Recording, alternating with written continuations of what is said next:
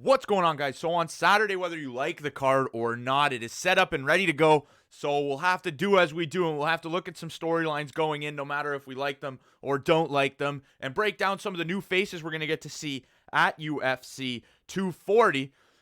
Before we getting into the fighters that we're going to look at in the future for some career retrospectives, instead, let's look at the entire Invicta featherweight title history and some Invicta history to get an idea of how this Invicta alumni ended up meeting each other in the co-main event at UFC 240.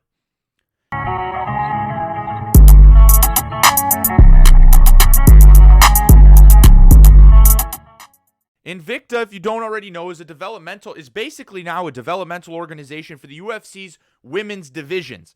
It's hard to find a woman in the UFC rankings that has not found their way through Invicta at some point in their career. For this specific matchup on Saturday, we look into the featherweight division's beginnings at Invicta with the signing of 11-2 Chris Cyborg on February of 2013. Invicta would put Cyborg on a show in April, which she would win in the first round. Chris would bounce off her debut win to take the fight 3 months later on Invicta 6, and for this matchup, she would make the main event spot and debut the organization's fourth title.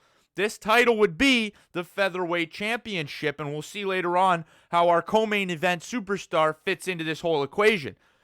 Cyborg would win this fight in a much tougher fight in a rematch against Marlis Kanonen. Cyborg would defend her belt 3 times after that, defeating Charmaine Tweed at Invicta 11 on February 27, 2015.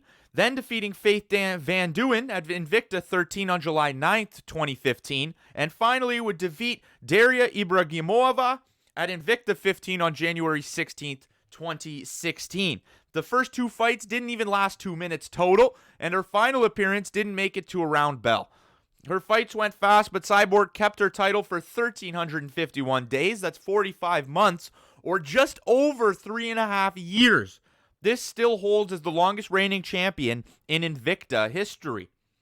On March 28th, however, the UFC would officially release that Chris Cyborg would debut for their organization on a new contract for May of that month. At UFC 198 in Brazil, Cyborg would get that first elusive UFC win.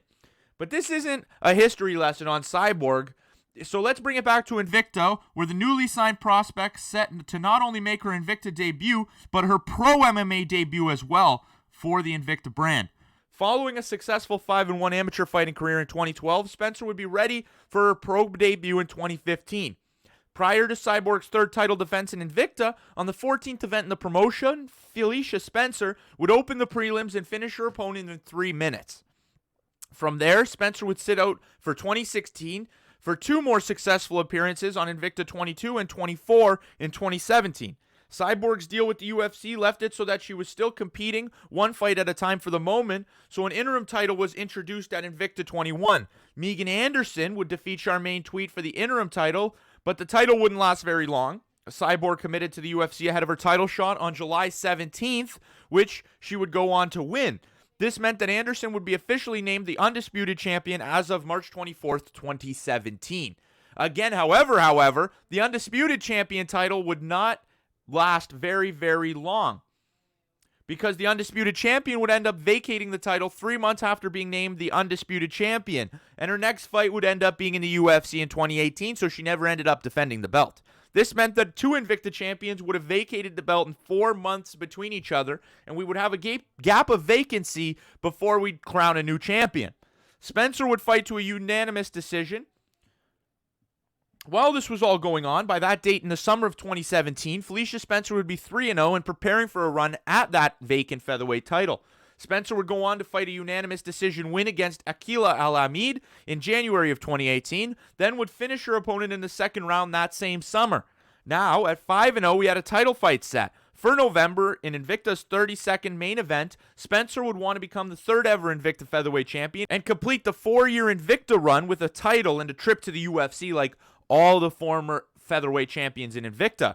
In a great fight, by the first championship round, Spencer went back to what got her to the title. She landed an inside trip, found back, and sunk in a rear naked choke against an extremely well-rounded fighter in her own right, Pam Sorensen. Like all other Invicta featherweight champions, she would soon get a call from the UFC and sign by March of this year, March of 2019. From there, she would get a fight with one of the other Invicta featherweight champions in Megan Anderson, a less dominant one nonetheless, but a champion in her own right, and would do exactly what she does. Held up on the feet, found a way inside, landed a takedown, and finished an RNC.